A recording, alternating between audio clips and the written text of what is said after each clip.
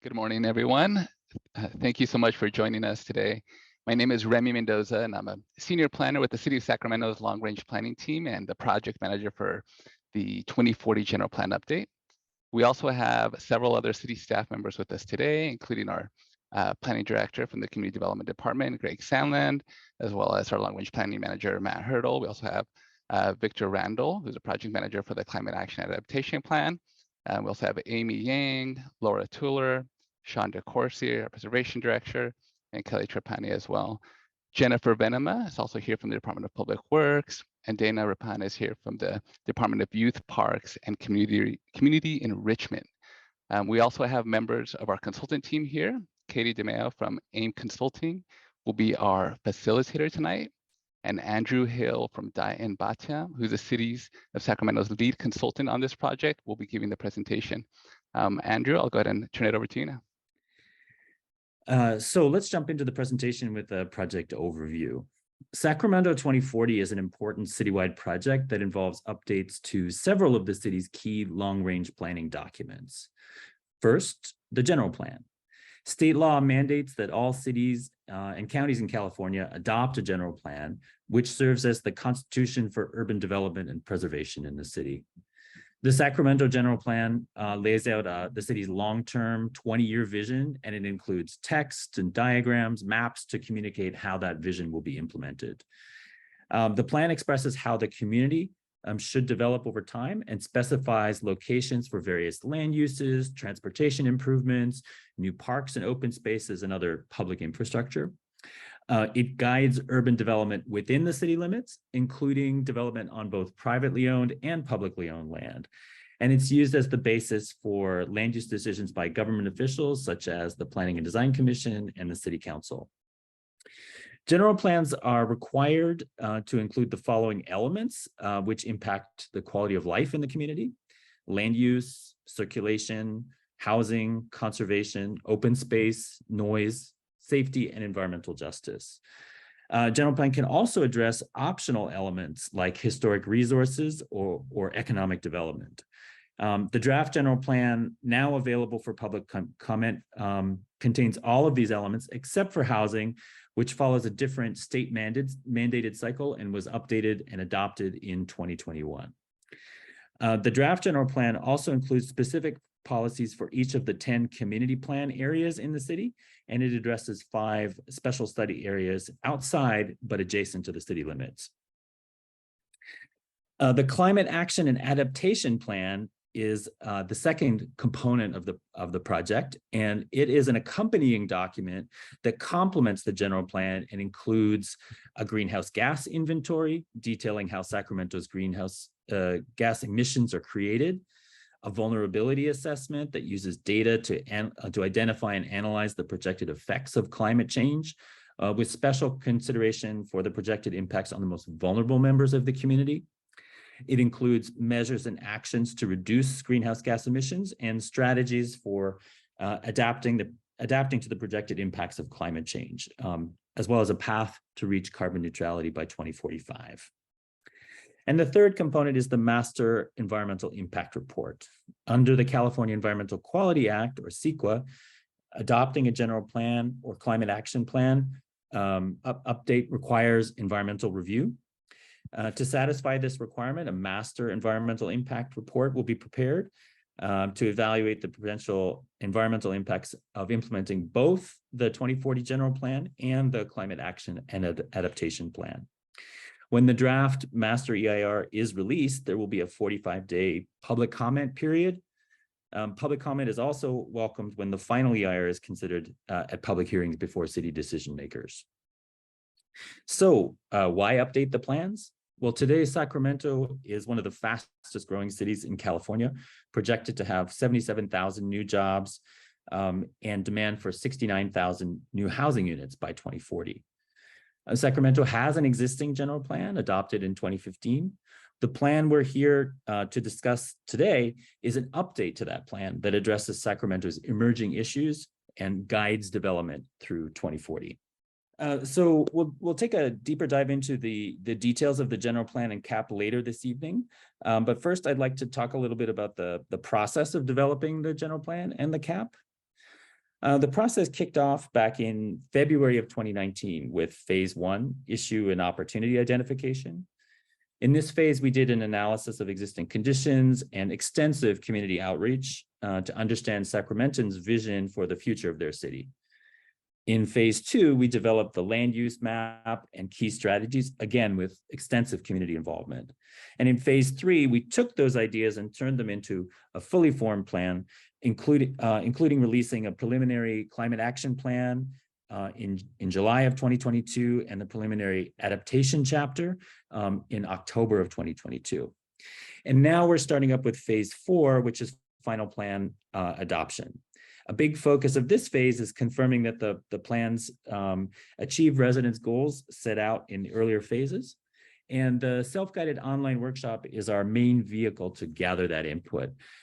It will be open through August, at which point the team will make revisions to the plans based on community input and bring the project to the City Council for hearings and adoption.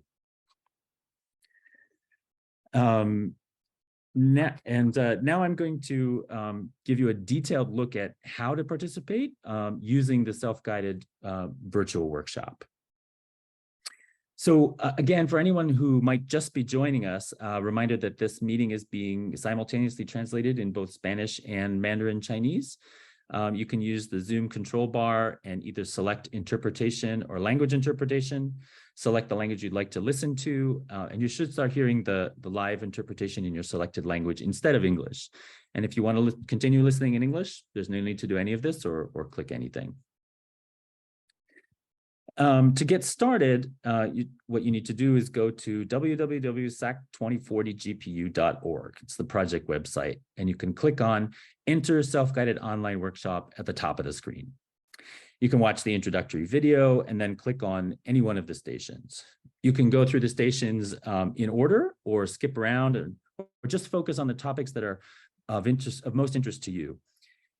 You can spend as little as 10 minutes in this workshop and still be able to provide valuable and useful feedback for us, or you could probably spend a lot more time if you really wanted to dig in deep to all the policies and the context and the detailed maps. You're welcome to do different stations on different days at different times. There's no need to do it all at once. It'll be open and available for public comment through the end of August. Each of the stations contains 1 or 2 summary boards that describes the content and the goals and the key moves of each element or chapter. At the end of the station, there's a space to comment, and each station is also available in English or in English, Spanish, and Chinese. Each station also links to a full chapter of the element. And if you want to really dig in deep to the details of the plans, you can click on this link and read the full plan and comment on individual pages. I'll walk you through how to do that in just a minute. Unfortunately, the text of the full plans is not available in Spanish and Chinese, only in English. So let's see how it works. I'm going to switch over to the internet and actually give you a live demo. So here I am on the project webpage, and you can click on Enter the Self-Guided Workshop, and the self-guided workshop will open up. So you can see here I can click and watch the introductory video, and I'm going to scroll down and select Station 4, Economic Development. It'll open up in a new window. Here I am on Station 4. And if I want, I can look at the Spanish or the Chinese version. Here are the summary boards. I can read the content and the goals, scroll down and see the key moves summarized here. And when I'm ready, I can click here to make a comment. This is the question. The comment field opens up, and I can type in my response and hit submit. And if I want to read sorry, just let me move this out of the way. If I want to read, when I'm ready to go on to the next station, I can click here to move to the next station, Or if I want to read the full document, I can click here, and the full chapter will open up. Here's the full element. I can read it. I can scroll through and read it. I can you can drop a comment anywhere on any page. If you wanted to comment on a specific policy, for example, you could click here and the pop-up box will appear. I type in my name, my email address, comment, and then click the agree box and add the comment. You'll also be able to see what other community members have said, and their responses will appear here as well. They'll appear as little blue circles in the document. Participating through this platform will hopefully be easy and intuitive. If you have any difficulties, you can reach out by email at any time. One of our facilitators will drop an email in the chat now, and we'll put it up on screen at the end of this presentation. So if I move back to the presentation now, we can take a moment here for a, oh, I also wanted to let you know that participating on your phone will be very similar. Participating on your phone will be very similar. Oops, yes, you can see the language and the Zoom icons will be the same. And again, the workshop will be open through the end of August, but we encourage you to get your comments in now while you're thinking of it. So let me pause there.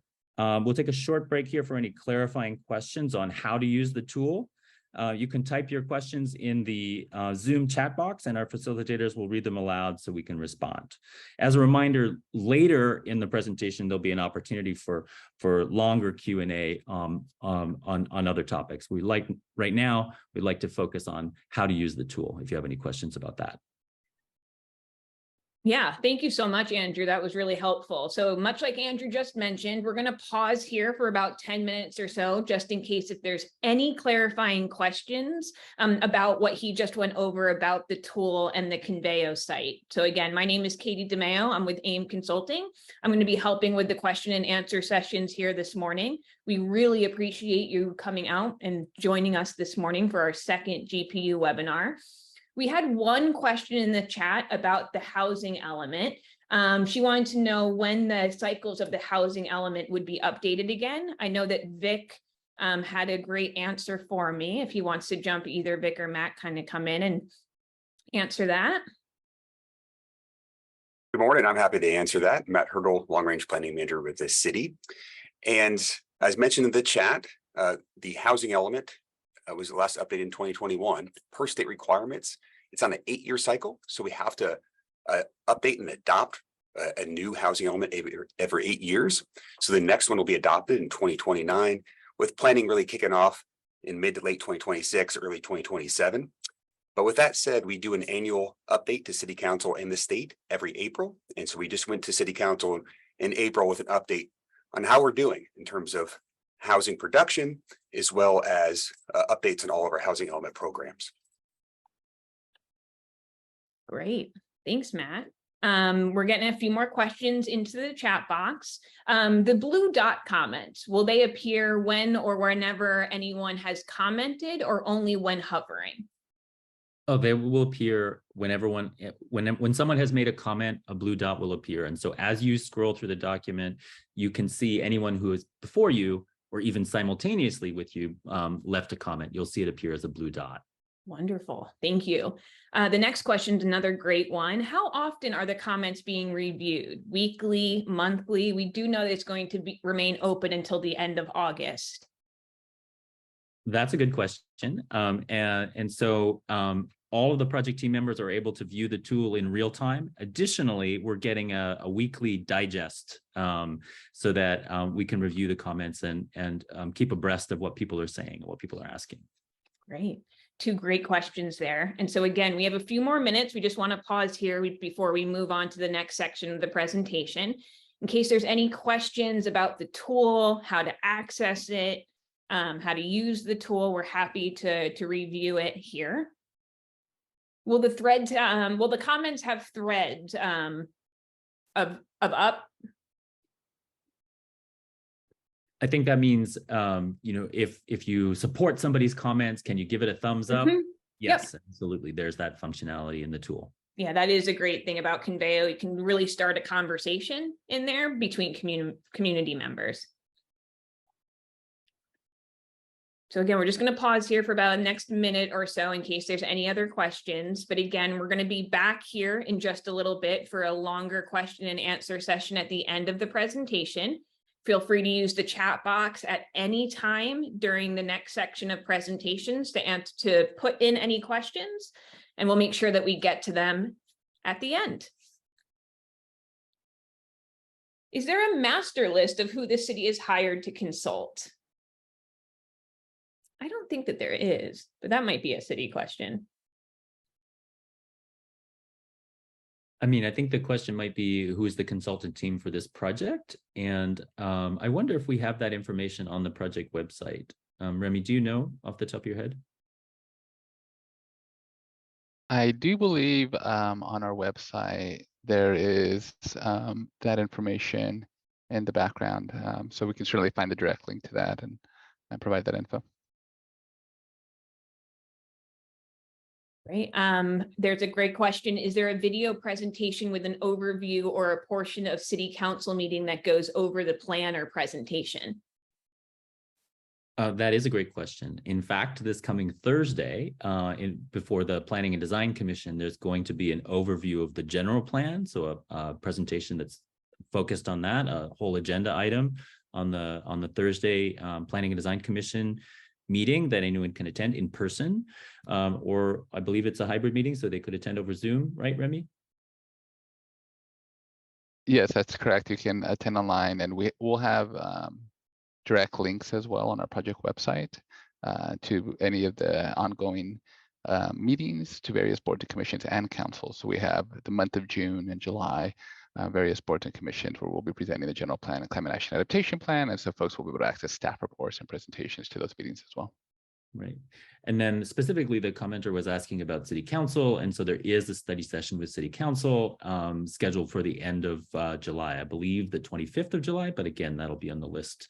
It is on the list on the website, and I believe we can put a link to that, to where you can find those meeting dates in the chat for anyone who's interested. Yeah, absolutely. Yeah, thanks for mentioning that, Andrew. And we certainly would want to extend an invitation to everyone who's here today to please join us at any of these commission or council meetings, in particular the Planning and Design Commission this Thursday, as you mentioned, the City Council meeting on July 25th, and we'll welcome their comments and for them to be a part of the discussion as well of this important project. Great. So Sarah has a question. If comments are posed as questions, will the reviewers be responding to them as they review them weekly? I guess in a word, I would say we're not doing a formal publication of responses on a rolling basis. That's obviously potentially a huge amount of work. But as I say, the questions are being reviewed as they come in, and on a weekly basis, we're reviewing the content.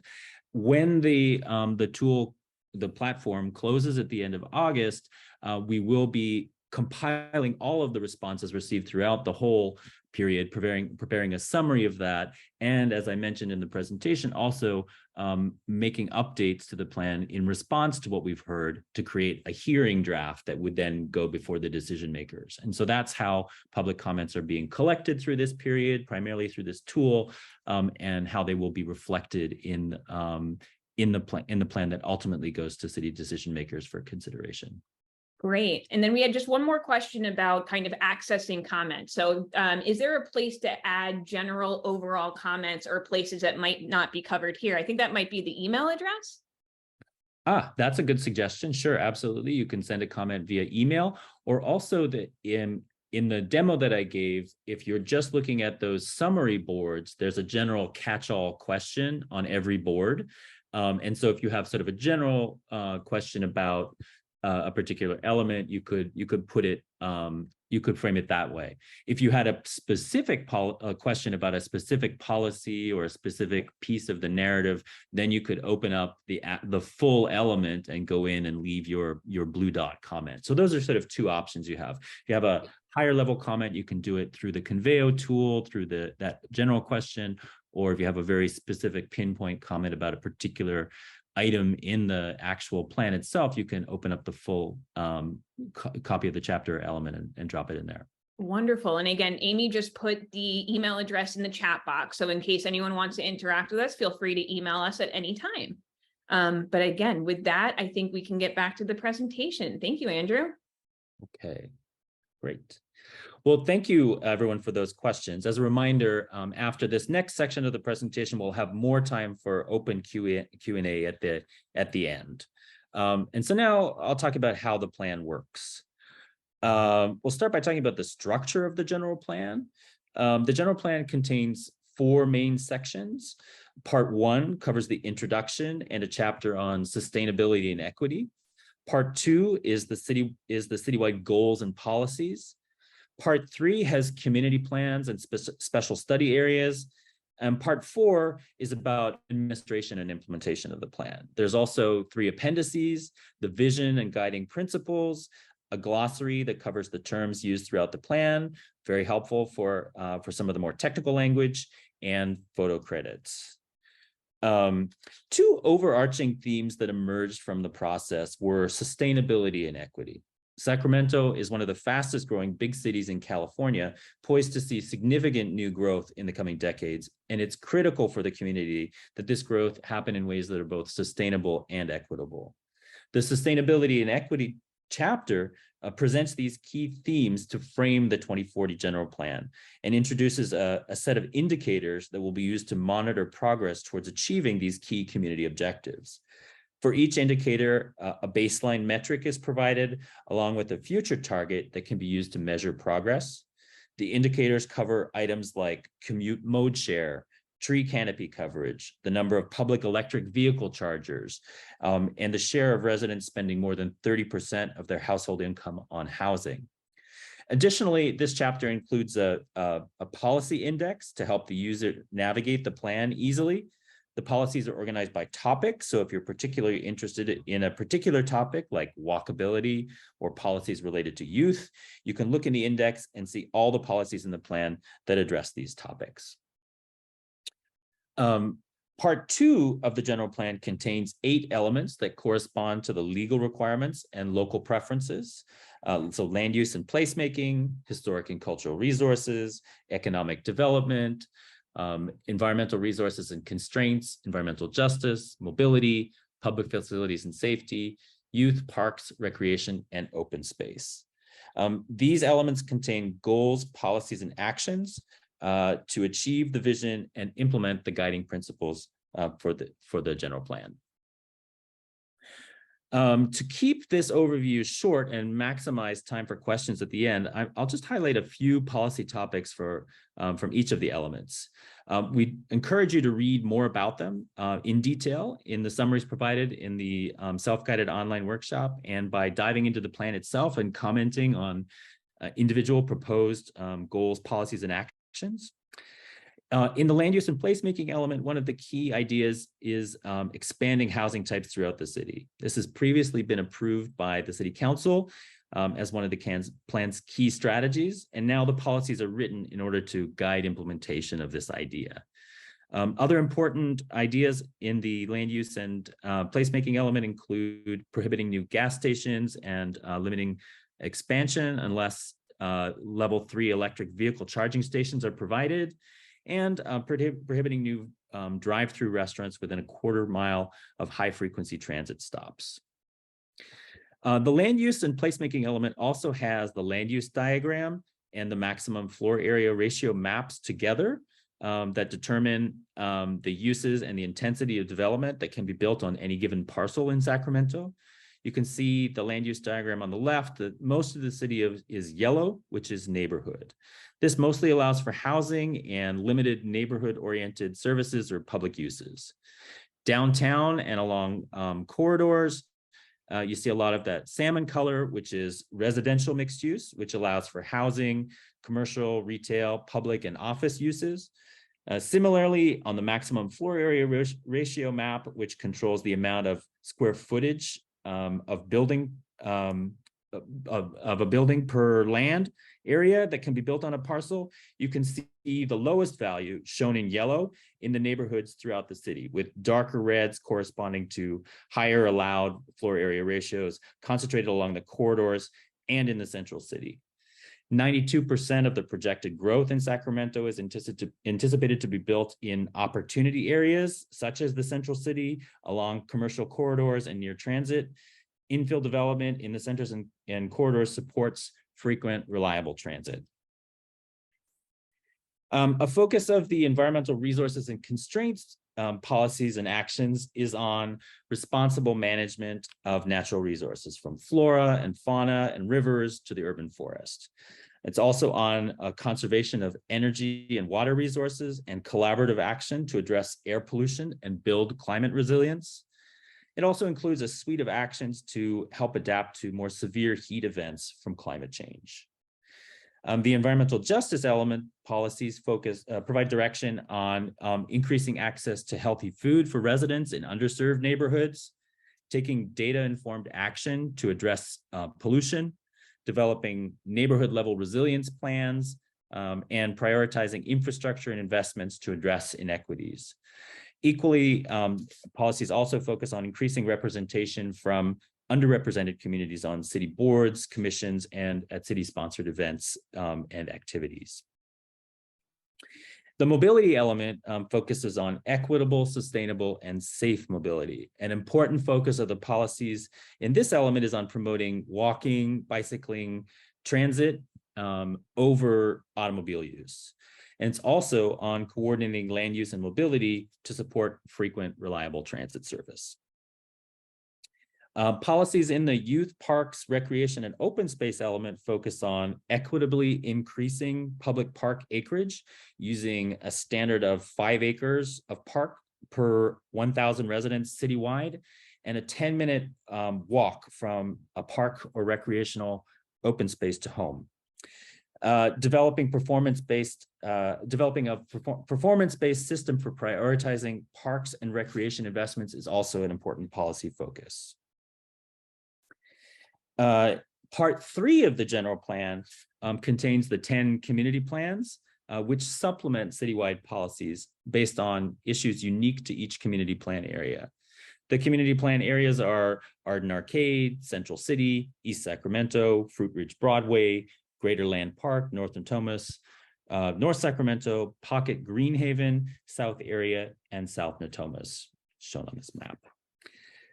Part 4 contains an implementation table that describes and prioritizes actions to implement various plan concepts and establishes timeframes and departmental responsibility for each program and action. And then the appendices, there's 3 of them. The Appendix A is the adopted vision and guiding principles. Appendix B is glossary and acronyms, and Appendix C is photo credits. The Climate Action and Adaptation Plan includes a greenhouse gas inventory, climate action targets, a greenhouse gas reduction strategy, and greenhouse gas reduction measures and actions intended to implement that strategy.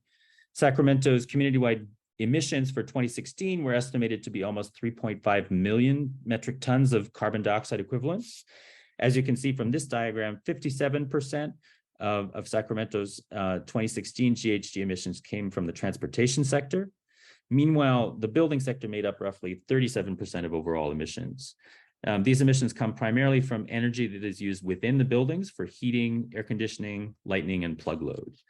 4% of emissions are generated from waste, and about 1% come from pumping water and wastewater. So while approximately 37% of Sacramento's GHG emissions come from the building sector, approximately 60% of the projected GHG reductions by 2030 are expected to be achieved through SMUD's 2030 carbon zero plan and the electrification of new and existing buildings. Promoting infill growth will also support these measures.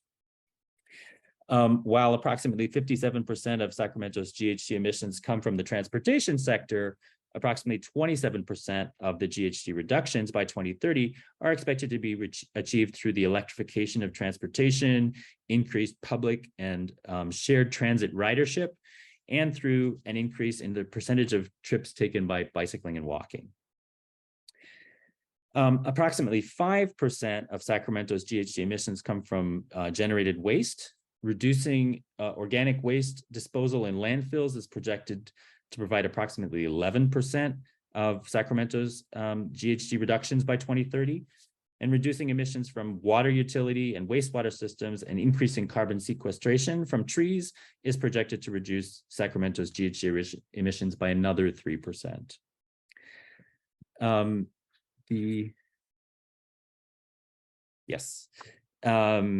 The 12 CAP GHG reduction measures will ensure that Sacramento meets state mandated GHG reductions by 2030 and will put Sacramento on a path to carbon neutrality by 2045.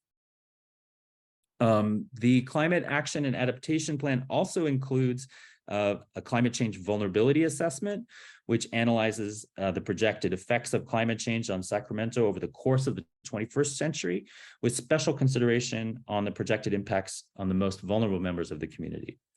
The vulnerability assessment considered key climate change effects, including temperature increases, changes in precipitation, increased wildfire and air quality impacts, as well as increased flooding. Sacramento is expected to experience a range of impacts, including increases in the number of extreme rain events per year, in the number of days of heat waves per year, and in the average number of extreme heat days. That is days when the temperature reaches over 103.8 degrees Fahrenheit. So 6 primary adaptation goals have been identified, each supported by a suite of policies and actions identified in the general plan and the local hazard mitigation plan, as well as policies and actions specific to the CAP. The adaptation goals involve strengthening city government capacity to reduce climate risks, creating building environments that reduce exposure to extreme heat, reducing the risk of damage to life, infrastructure, and property from flooding, increasing awareness and expanding community resources to address the adverse health effects of air pollution, increasing community resilience to prepare for climate impacts, and enhancing water supply diversification and prioritizing water use efficiency. Now I'll talk about how the Sacramento 2040 plans relate to other ongoing planning efforts in the city. So the general plan and other city plans and the zoning ordinance differ in the level of scope, and detail. This pyramid illustrates the relationship between these 3 levels of planning. The general plan outlines a long-term vision for Sacramento's future development through a series of broad policy statements.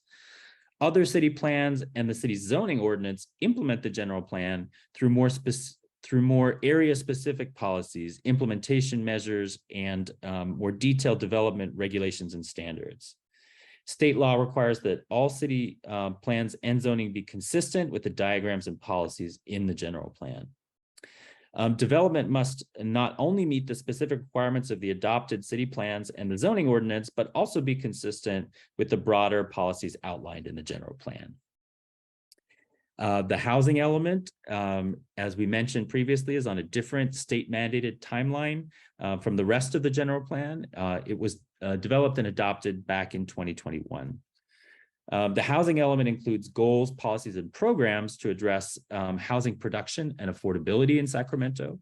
Many of the policies and actions in the land use and placemaking element of the draft general plan are meant to complement and reinforce the goals of the housing element, especially the goal of expanding the type of housing allowed throughout Sacramento's neighborhoods, to expand access to housing that is affordable and desirable for a wider range of households.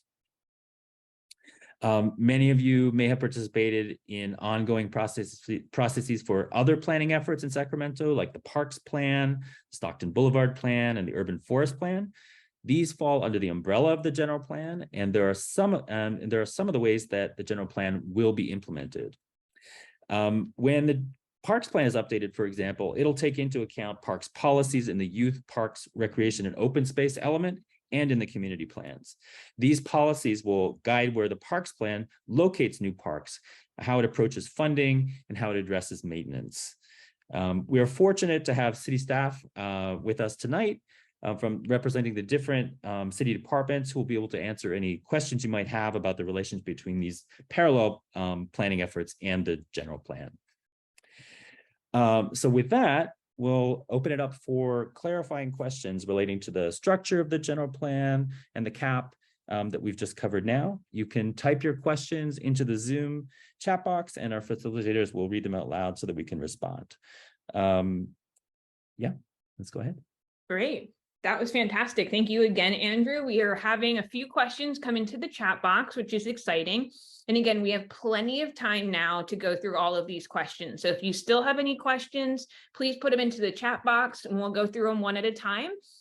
The first is prohibiting drive-throughs on high volume corridors. How will we provide access to these businesses for the disabled communities?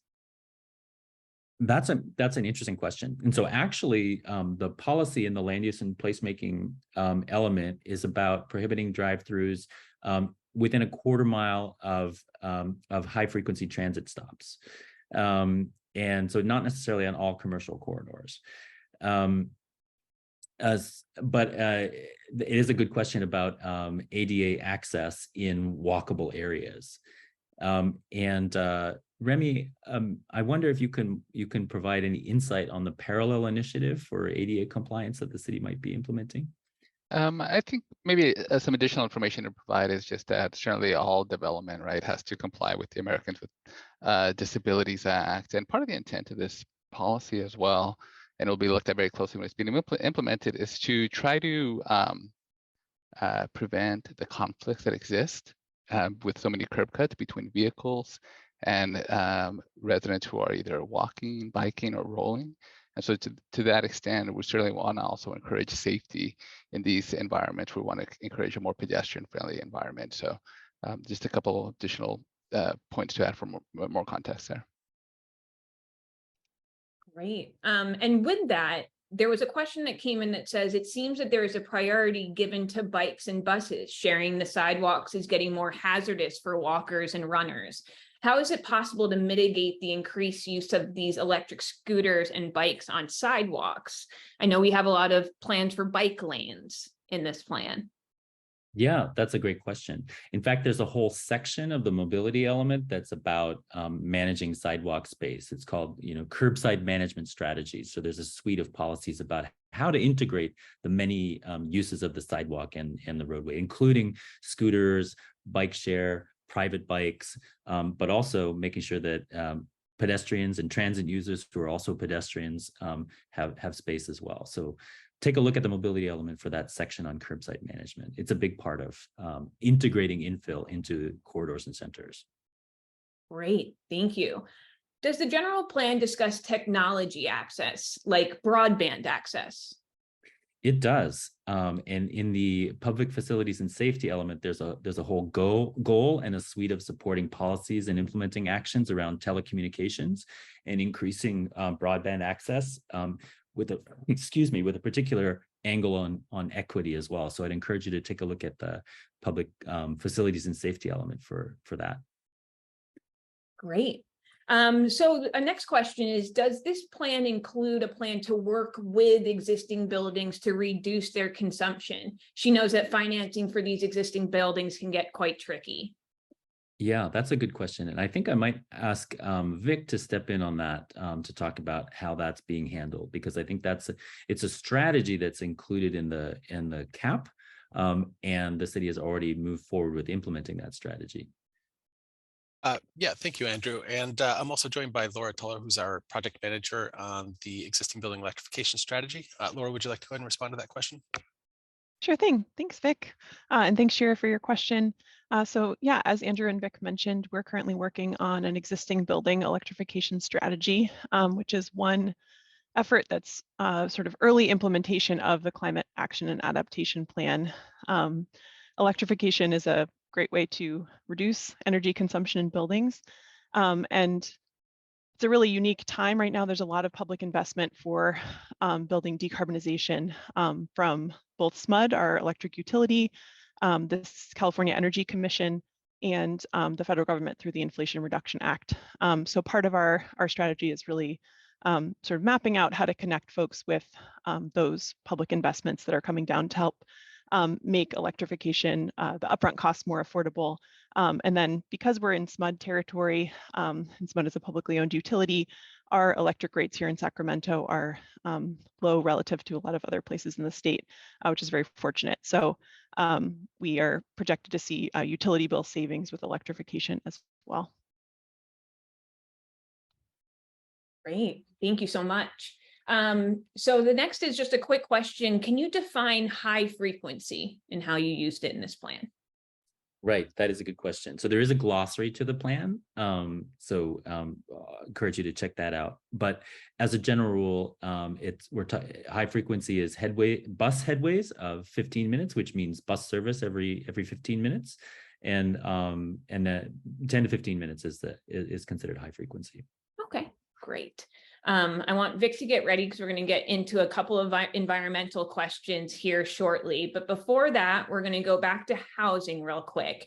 For commercial corridors like Folsom Boulevard, can you explain how the FAR in the general plan differs from the existing FAR? Could you explain maybe how the greater array of housing differs for what's been allowed by SB 9? Thanks, Katie. And I've been looking at our interactive map, and I would encourage, just let Tricia know as well that on our project website, we do have a link to an interactive map where you can select a layer and see anywhere in the city within our 100 square miles what the current development standards are under the 2035 general plan. And then you can select a different layer to see what's being proposed under the 2040 general plan. With respect to Folsom Boulevard, it looks like the segment that I'm looking at. The maximum floor area ratio is being increased from currently it's a maximum of 3 FAR to a maximum of 4 FAR. So it's being increased by about 25%. And then I think Matt will take the second part of that question related to SB 9. Yeah, absolutely. So some of you may be familiar with Senate Bill 9 that was signed by Governor Newsom in September of 2021. And essentially what this legislation does is that it mandates local jurisdictions such as Sacramento to ministerially approve, or it's a pass-fail checklist, 2-unit dwellings or duplex, and to be able to, if you like, subdivide your lot into two units on each of those lots in any single unit dwelling zone. So what folks may know as R1 or single family zoning areas. What the general plan contemplates is complementary of that, but offers a more localized, more flexible approach and is in support of the approved key strategy by City Council in January 2021 to allow a great array of housing types in single unit neighborhoods as well as throughout the city.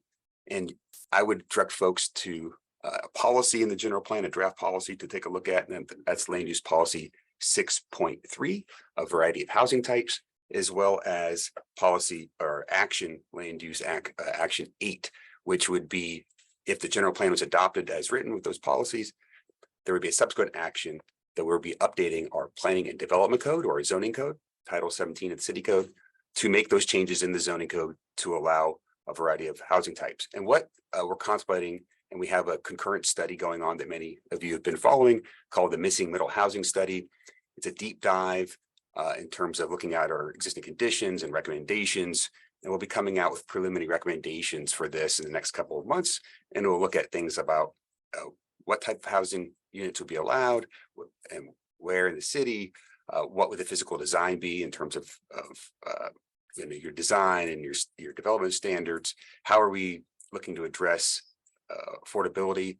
How are we looking to address any displacement concerns? So those will be coming out, but we're looking at allowing duplexes, triplexes, fourplexes, bungalow courts, those types of small multi-unit residential developments. And Matt, just to clarify, FAR stands for floor area ratio?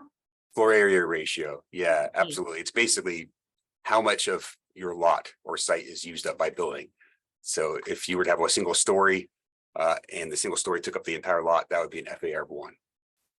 There's a lot more description about what FAR is and how it applies in the land use element of the general plan. So hopefully that walks folks through that process.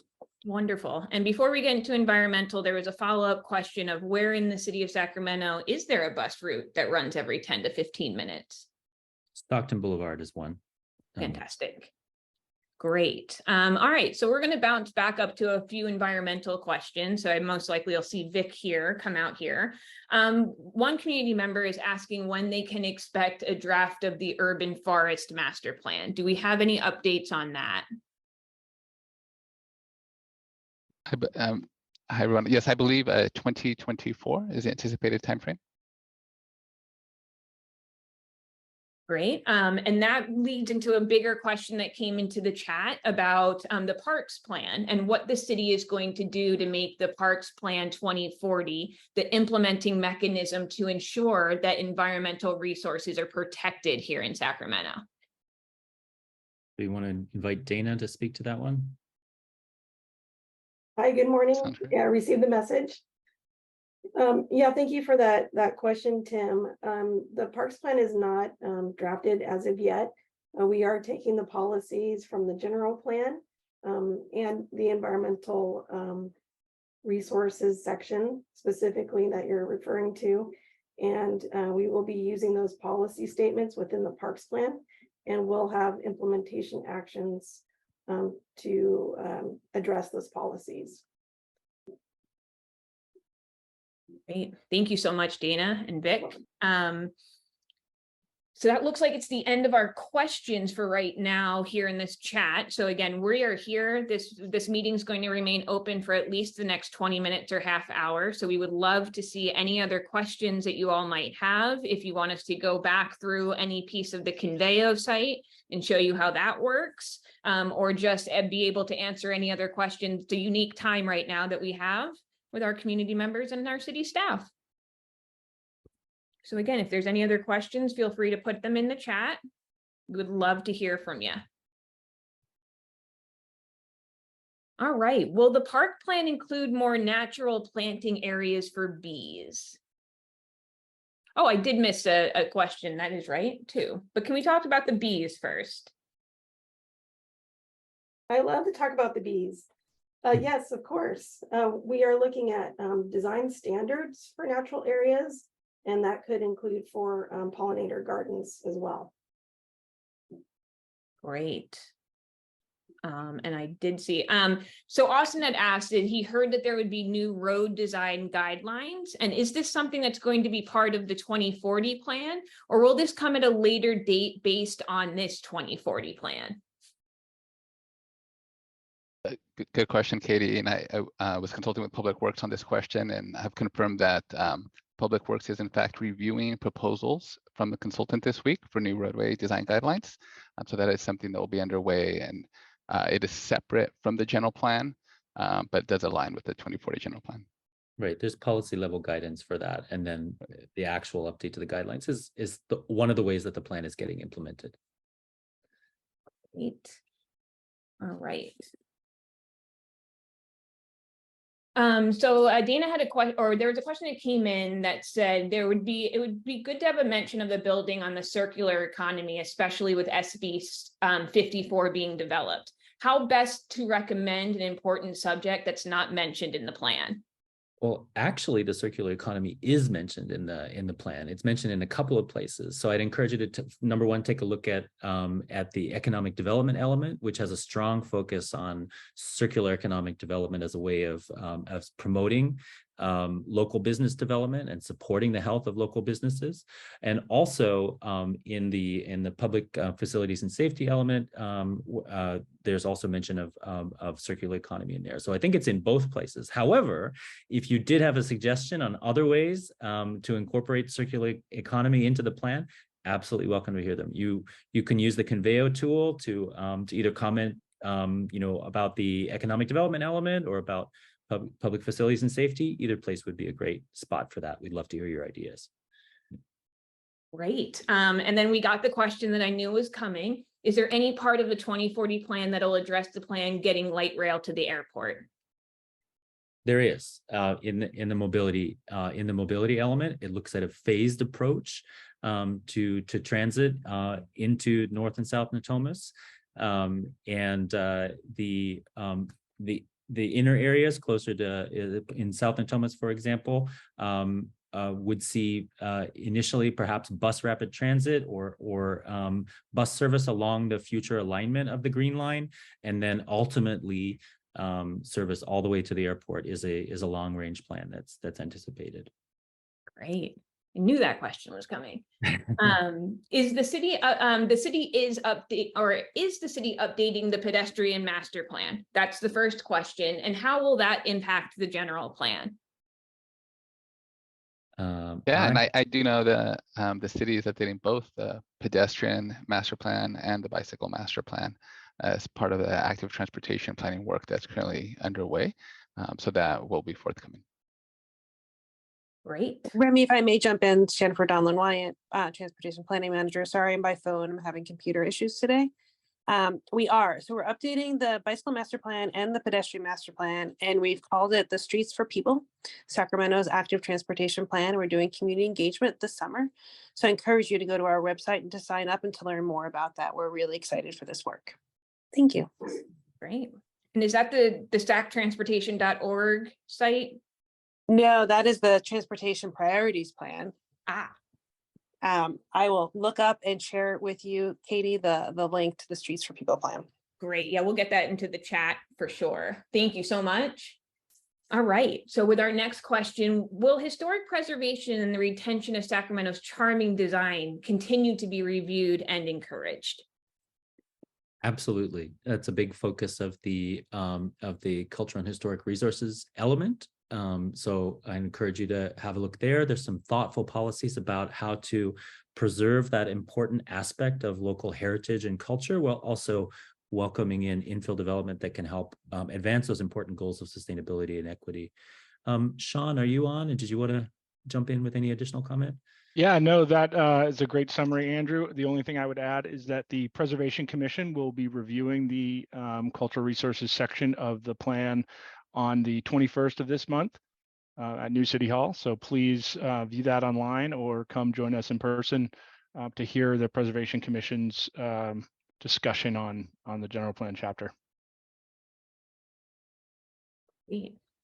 Awesome. Some more great questions coming into the chat. We're going to go back to rail in just a second. But before that, besides the 3 state office buildings that are being redeveloped to residential mixed use, are there other buildings being considered for conversion to residential?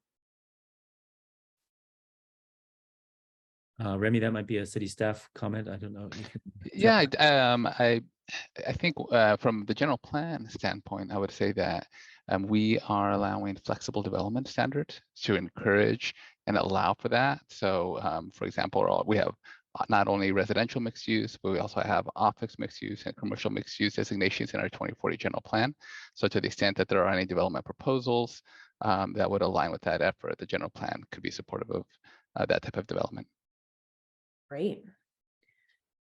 So the next question that came in, does the plan include anything about mitigating the intense air and noise pollution of many freeways that go through some of our neighborhoods here in the city?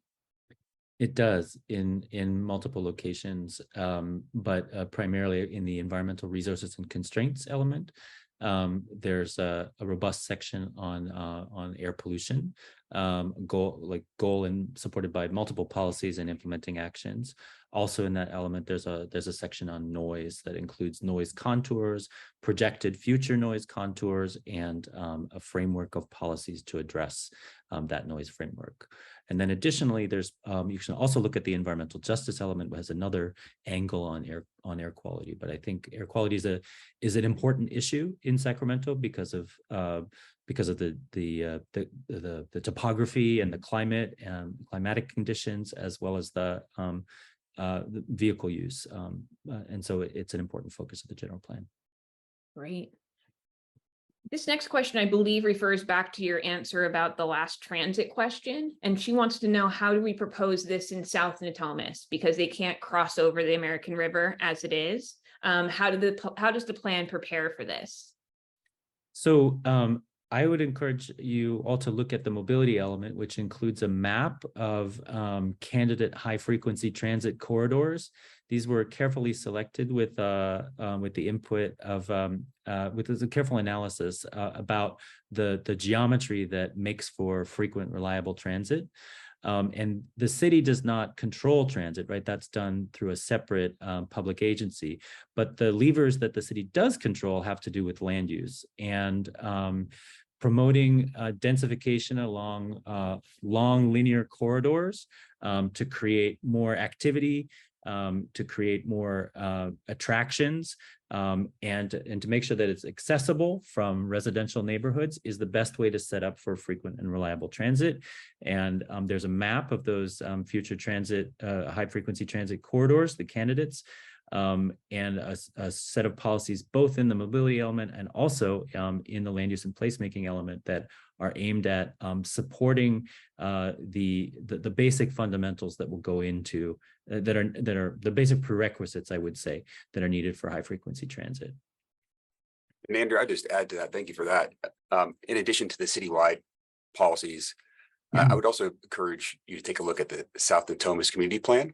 There's some great discussion around accessibility, transportation, land use, as well as some specific policies related to mobility for the South Natomas area.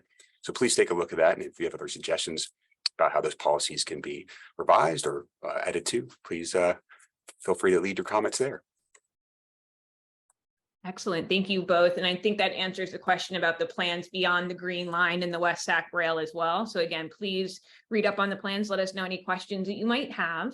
The next question that we got in goes back to some of the floor retail space. Given the impacts of the pandemic and the loss of ground floor retail businesses, especially here in Sacramento, does the general plan provide more flexibility to not require ground floor retail? Yes, so that is true. The requirement, if there were a requirement for ground floor retail, would actually be through the zoning code, and the general plan, would set the overarching guidance for that. But absolutely, that is something that the general plan recognizes, and in order to promote walkability and flexibility, it does anticipate that. I would also say, in the economic development element and in the land use and placemaking element, we do have strategies for retail preservation. And so I would encourage you to take a look at those.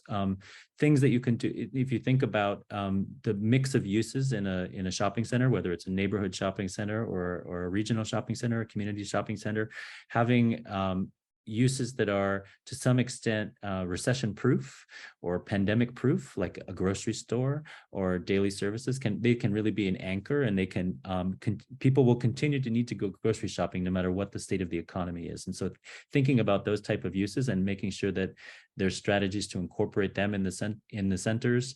Those daily services, that might even be a post office, things that people continue to need, is a way to continue to attract people into those shopping centers and help to promote the vitality of neighborhood retail.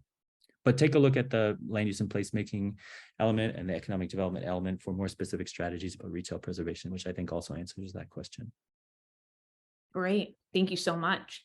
The next question is there an attempt to push for more diverse new development styles, potentially ones that match historical styles in the city, but also just to reduce the sameness of some of the new development buildings? Love this question. Yes, that is a great question. In the land use and placemaking element, we have a goal and a section devoted to to the aesthetics and the look of buildings and design. And so there's a variety of a suite of policies that look at different contexts and different situations and promoting a variety of architectural styles. So take a look at the land use and placemaking element for that. Great. All right, we're just going to keep firing these at you. The next is, does the plan talk about street vendors or food carts?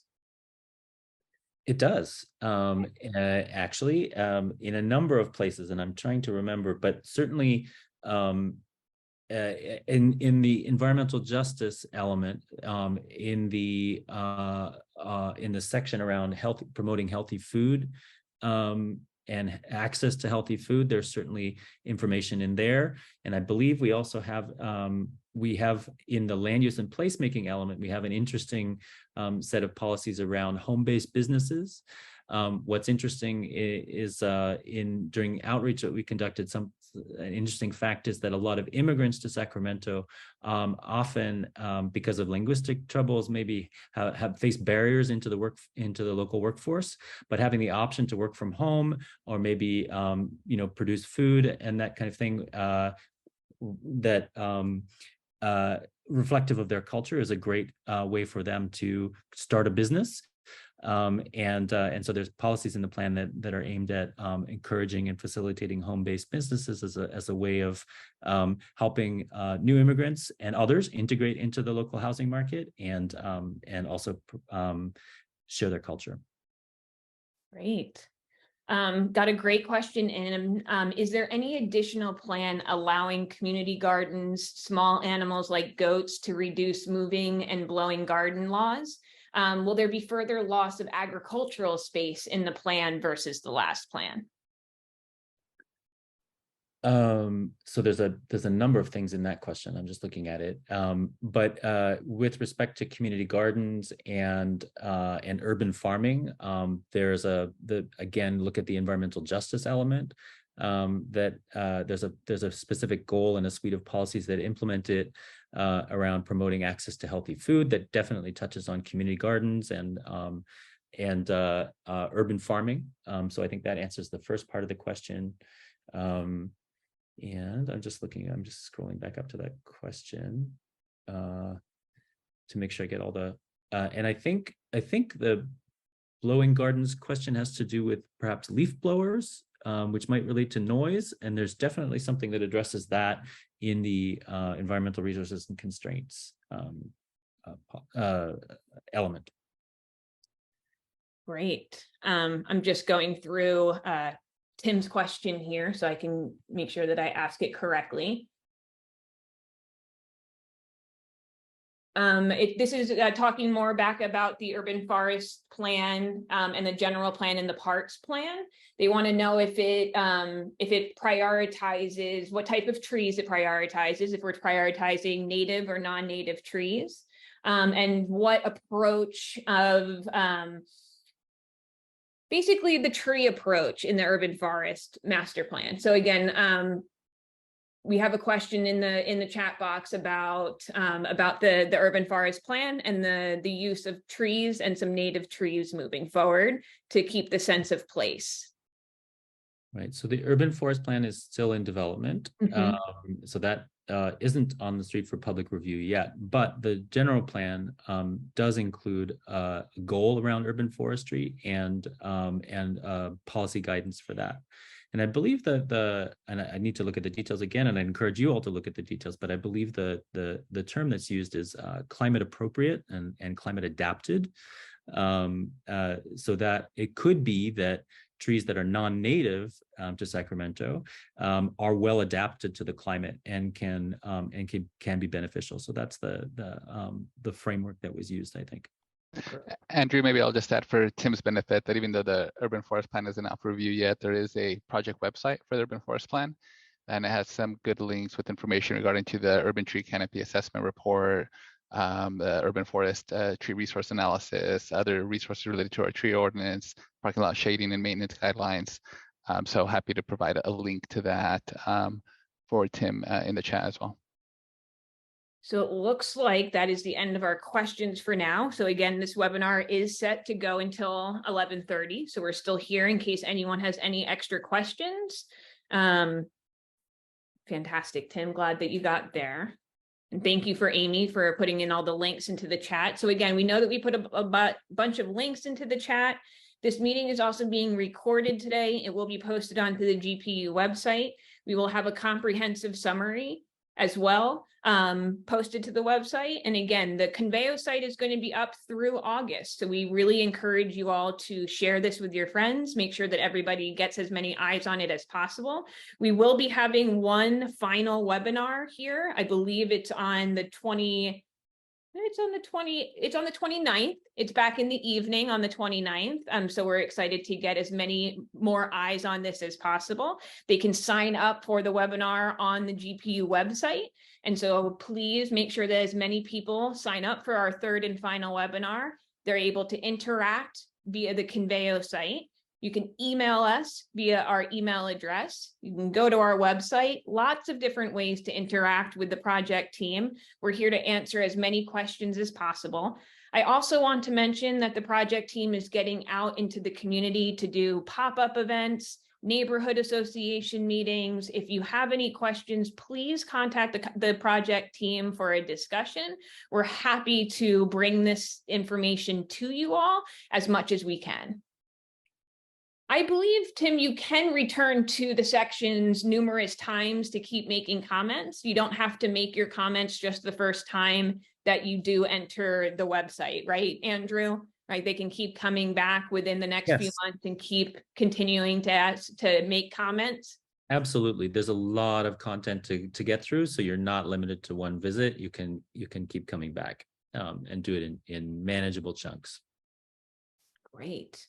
And Amy just put a couple of the events that the project team will be at. They'll be at Celebrate Oak Park, Sacramento Pride Festival, National Night Out. Someone did mention the Midtown Farmers Market, great event. We'll try and get to that as well. But again, we want to make sure that as many people have as much opportunity as possible to get their eyes on this plan. All right, let's talk a little bit more about agricultural loss. Will there be more loss of agricultural land? Will small animals like goats and chickens be allowed on what kind of land? Are there forbidden R1 residential areas? Well, I guess I would defer to the city about what is allowed in the zoning code in terms of animal keeping. The general plan doesn't provide particular direction on that. In terms of the general plan, the land use and placemaking element has a strategy for land in the wider area. And for managing growth in a way that that tries to promote a compact urban footprint and reduce sprawl, but it is looking at what's happening in the areas around the city where there is currently undeveloped agricultural land, and provides a sort of a policy framework for helping to manage future development in that area. So I'd encourage you to take a look at the land use and placemaking element. It's the first goal in the land use and placemaking element, and a suite of policies around managing growth and change. Remy, do you want to talk a little bit about animal husbandry and what's allowed under the zoning code now? Sure, and I'm happy to provide a link. As you mentioned, our general plan doesn't get into that level of detail, but happy to, if you have any suggested comments or feedback on our existing regulations, feel free to include that as part of your review and comment on the general plan.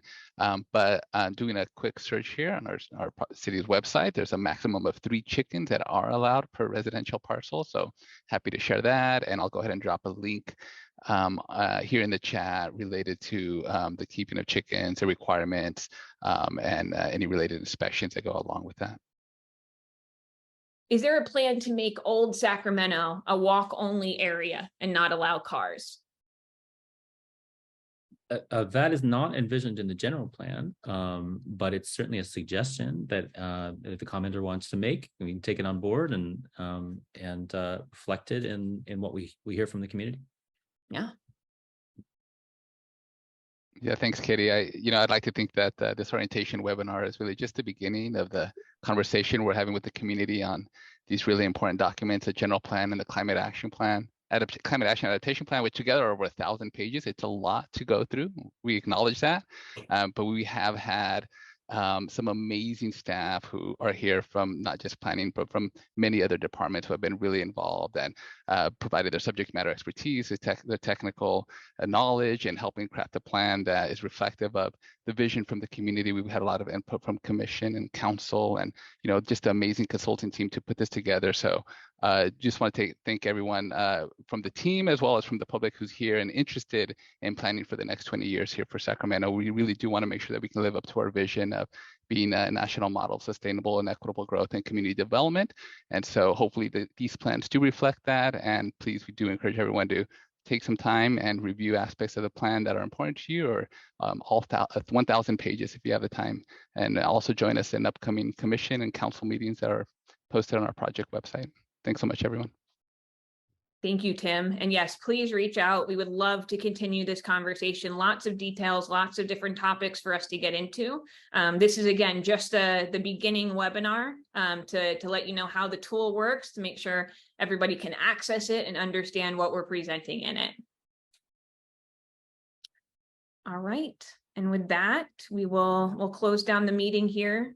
But I, again, want to say one last thank you for joining us this morning. Really appreciate it. And anyone who has missed us, we'll see you again on the 29th.